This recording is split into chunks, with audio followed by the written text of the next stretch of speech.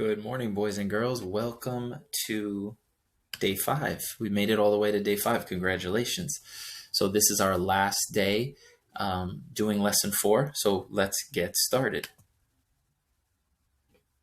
So we've been talking last week and now into this week about beginning sounds. So we're going to talk about which pairs. We had done this earlier, but I wanted us to go over it one more time before we finish this week.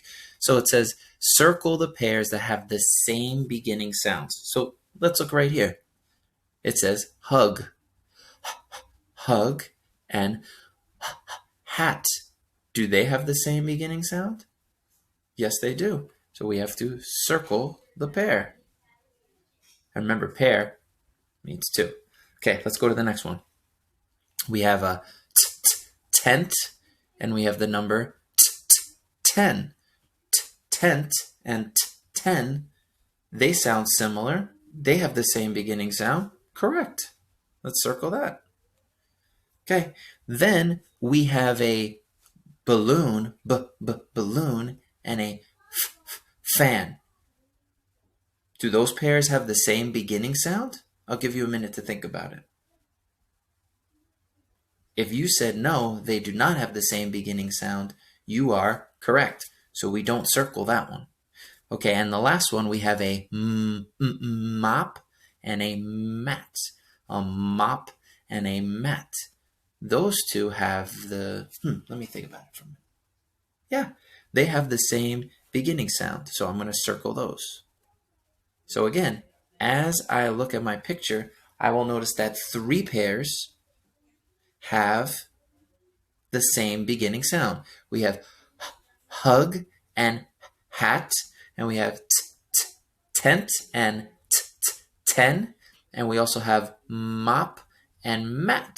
So mop and mat have the same sound, tent and 10 have the same sound, and hug and hat have the same sound. Good job.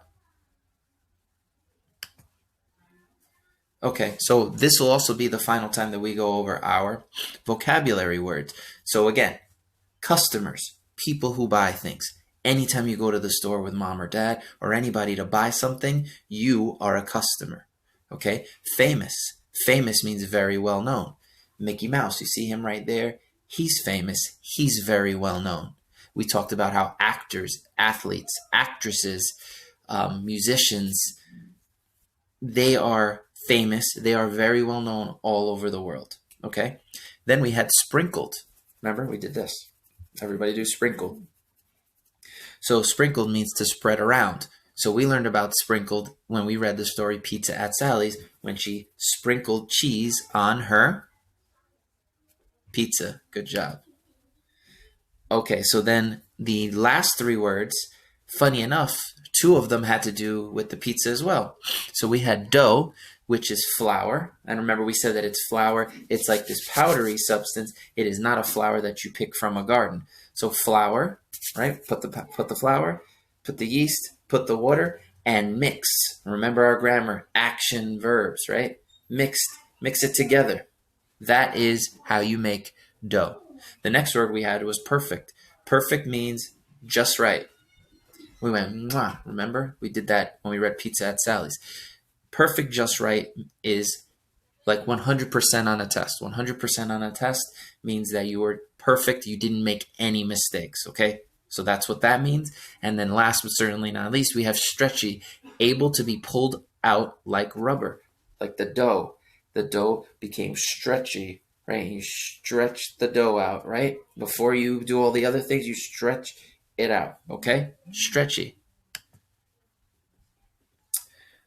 Okay, so we had talked about our vocabulary strategy this week was classify and categorize. So we had talked about wanting to sort jobs into 2 groups, indoor jobs and outdoor jobs. So on the next page, you will see there are 2 groups, indoor jobs and outdoor jobs. So I'm going to move my jobs to where they belong. I'm going to start over here. So I see a crossing guard right here. Is a crossing guard an indoor job or an outdoor job? So as I look, I see that there's a tree and I see the blue sky. So I'm thinking that the crossing guard is a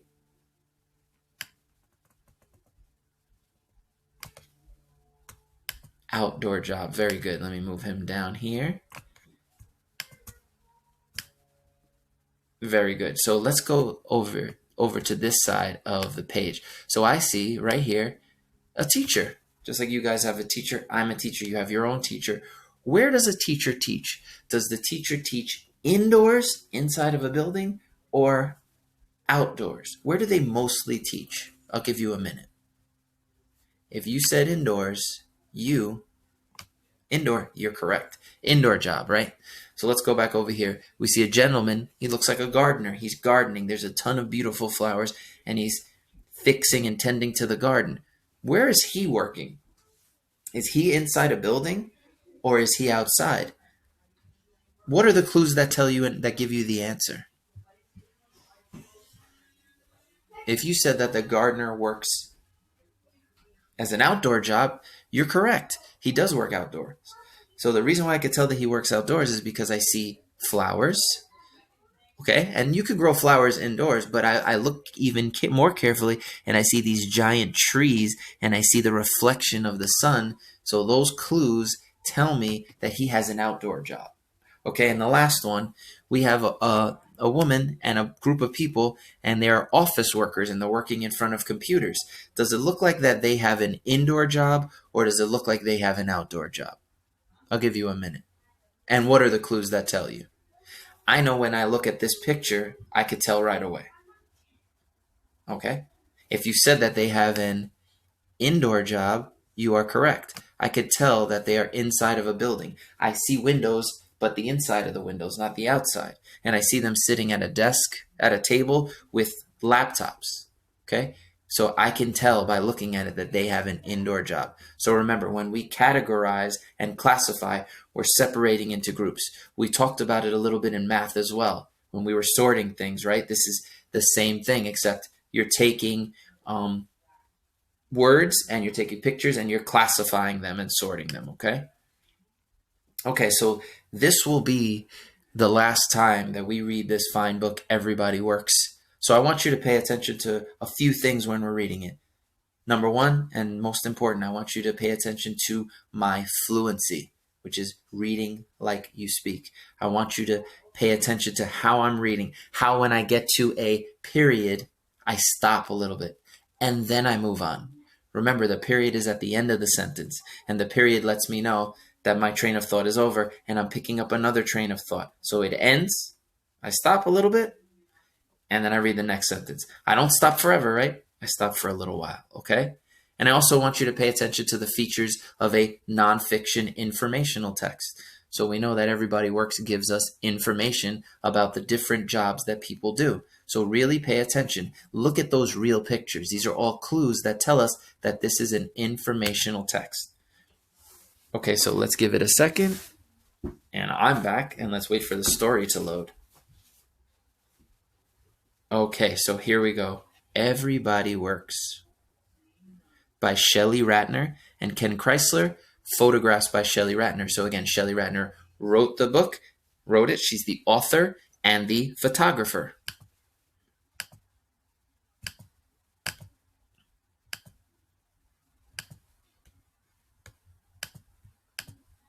Okay, everybody works in different ways.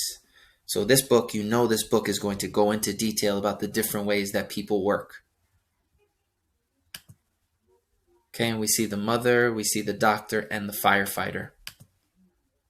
Work is caring and protecting. Okay, we see the police officer, and we also see the veterinarian caring for the dog and treating the dog because she is a veterinarian, which is an animal doctor. Okay, work, let me go back. Work is delivering and selling, just like the mail carrier. And that gentleman on the top, he's selling watches, right? Delivering and selling. Just like this man right here, he is selling fruit at a fruit stand. Who thinks they can tell me what this page was? It said, working is something. What was that word? Ah, I remembered. Creating. Work is creating. So we saw that woman creating music with her violin, and that man right there is creating art, right? And building and fixing. So building and fixing, creating, right? Building big skyscrapers, using a digger and an excavator, fixing her bike, right? These are all things that we've seen. We saw when we read this previously, but we're looking at for one final time. The welder, just like building with Dad, our first week of journeys, we saw a welder in that story. Some people make things. We see the guy making like a table or a chair. She's knitting. Some people grow things or cook the food we eat. So we talked about how in these pictures here, it's about how people cook things, right? And make food that we eat. And on the previous page, they were growing things. And we also talked about how in Pizza at Sally's, she does both. She makes pizza, but in her backyard, she also grows tomatoes that she uses for her pizza. Some people work in an office. We should know a lot about that because we talked about how people that work in an office work indoors. And some people work at home. Like me. Right now I'm teaching from home. And some people are still working from home. And you could see the artist, you could see the woman cleaning and washing her window, and then you could see the man that is fixing his car, okay? Others work outside or travel from place to place. So the train conductor or train driver or the bus driver, school bus driver, they go from place to place. They pick people up and they drop them off somewhere else. So they're definitely helping people out by doing that. Some work to earn money, okay? Most occupations or jobs, they get paid to do it. Or they volunteer because they are needed. Now, let's see if you have your thinking caps on, like I always know that you do. What does it mean to volunteer, boys and girls? Volunteer. I'm going to give you a minute to think about that. So when we volunteer, boys and girls, if you said that volunteers do things and they don't get money and they just do it to help, you're correct, right? So they are just helping out whenever they need it. You can volunteer your time, you can volunteer your service, okay? And you see that these people are doing that. Sometimes work is a hobby. It's just for fun, right? So we talked about, I said how one of my hobbies was playing video games. This man's hobby is building boxes, playing the piano, and we have a guy right here who's refereeing a soccer match, okay? So those are all hobbies. Those are things you do for fun, okay? And now we get to the section that talks about kids. Children work too. So I want you to think, what is one way that you work?